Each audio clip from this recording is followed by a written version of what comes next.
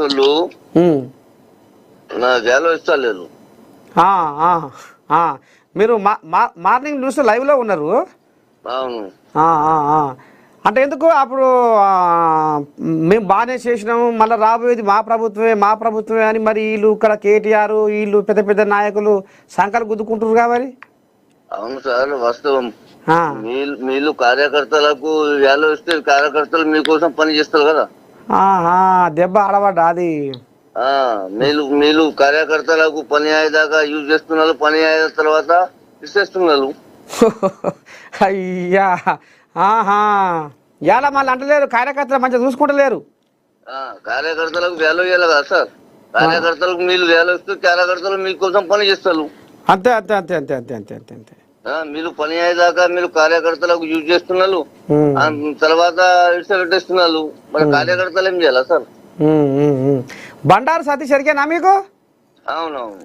ఇగో ఆయన కూడా Zoom call లో ఉన్నాడు, ఒకసారి మాట్లాడు. సరే. నమస్తే అన్నగారు. సతీష్ అన్న నమస్తే అన్న.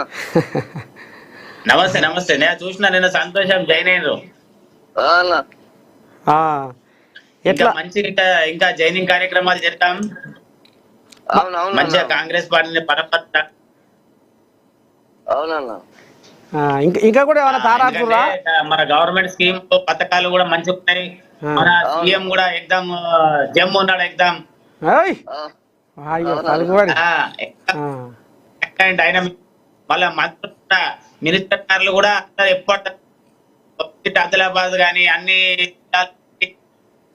ఏ చిన్న మా జూపల్లి కృష్ణ ఏ చిన్న పని ఉన్నా టక్కుమని టక్కుమని వచ్చేస్తున్నాడు. ఏదున్నా కానీ అడ్మినిస్ట్రేషన్ ముందు మినిస్టర్లు రావాలంటే 5 నెలలకు వచ్చి ఇప్పుడు అట్లా లేదు. 15 రోజులకు ఒక వస్తున్నాడు. వారం 10 రోజులు ఎమ్మెల్సీ గారు కానీ వారంకి ఒక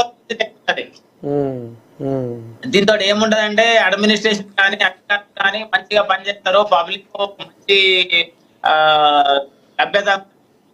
మన నా పార్టీ నాయకులు సమస్యలు పడ్డా కూడా మాట్లాడుకోవడానికి పబ్లిక్ కూడా మంచిగా.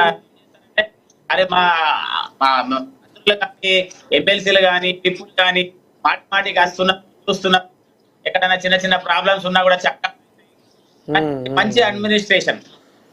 మతీన్ గారు గత 10 సంవత్సరాలు ఇప్పుడు ఎమ్మెల్యేలు కానీ ఇప్పుడు కాంగ్రెస్ సర్కారు పెట్టిన పథకాలలో ఏ పథకం మంచిగా ఉందని బాగా నచ్చిందని జనాలు అనుకుంటున్నారు ఆదిలాబాద్ లో? ప్రస్తుతానికి కరెంట్ అనేది ఇంద్రమ్మ పథకం వచ్చింది కదా. ఇంద్రమ్మ అదే నంబర్ అంటే ఇంద్రమ్మ అనేది పేటెంట్ కాంగ్రెస్ కు. రేషన్ కార్డు ఇచ్చిరా?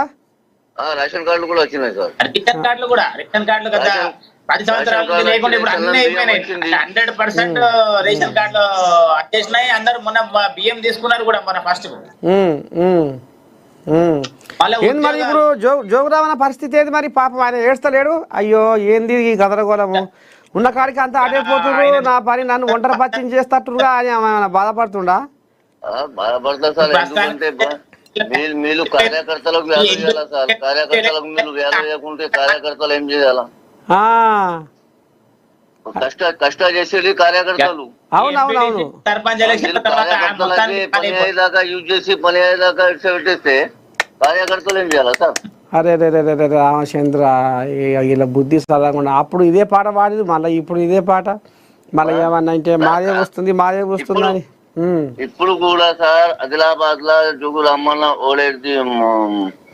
ఓడిపోయేది అదే కారణం. కార్యకర్తలకు మీరు వ్యాలు ఇవ్వాలి. బునాదులే మరి కార్యకర్తలు కదా నువ్వు అన్నట్టు. కార్యకర్తలకు మీరు వ్యాలు ఇవ్వాలి. కార్యకర్తలు పని చేసేటోళ్ళకు లైట్ తీసుకున్నారు. మీరు కార్యకర్తలు కష్టం చేసినారు, కార్యకర్తలకు మీరు వ్యాలు ఇవ్వాలి. మరి ఇప్పుడు రేపు రాబోయే సర్పంచ్ స్థానిక సంస్థల ఎలక్షన్లలో మరి జోగురామన్న మాదే అంటుండే విజయం, మరి ఎట్ట సంగతి, మరి ఎట్ట చేస్తారు? మరి ఇప్పుడు మీరు కూడా ఇప్పుడు కాంగ్రెస్ గూటికి వచ్చారు, మరి అంతా కలగలిసి రేపు మీ దమ్మేందో చూపిస్తారా రేపు స్థానిక సంస్థ ఎలక్షన్లలో? స్థానిక సంస్థలలో మొన్న ఎలక్షన్ 50,000 వచ్చినాయి. ఒక్కొక్క వార్డులో 7, 8, 10, 25 దాటలే. నాకు తెలిసి ఒక 14, 10 వార్డులలో 20 ఓట్లు దాటలే. అంటే ఇంకొక 15, 20 వార్డులలో 50 ఓట్లు దాటలే. ఆదిలాబాద్ జిల్లా హెడ్ క్వార్టర్ 3,000 ఓట్లు వచ్చినాయి. ఇక ఇప్పుడు ప్రస్తుతానికి వాళ్ళనుకుంటారు గవర్నమెంట్ అది ఉన్నది ఇది ఉన్నది అంటే ప్రజలు కూడా ఆలోచిస్తారు. మీరు మొత్తం ఖజానా మొత్తం ఖాళీ చేసి కంజులు మొత్తం చెంచతోడి గీకినా కూడా ఏ పెద్ద మొత్తం ఖాళీ ప్రతి నెల 6,000 నుంచి 7,000 కోట్లు అప్పులు కట్టేటట్టు చేసిండ్రు.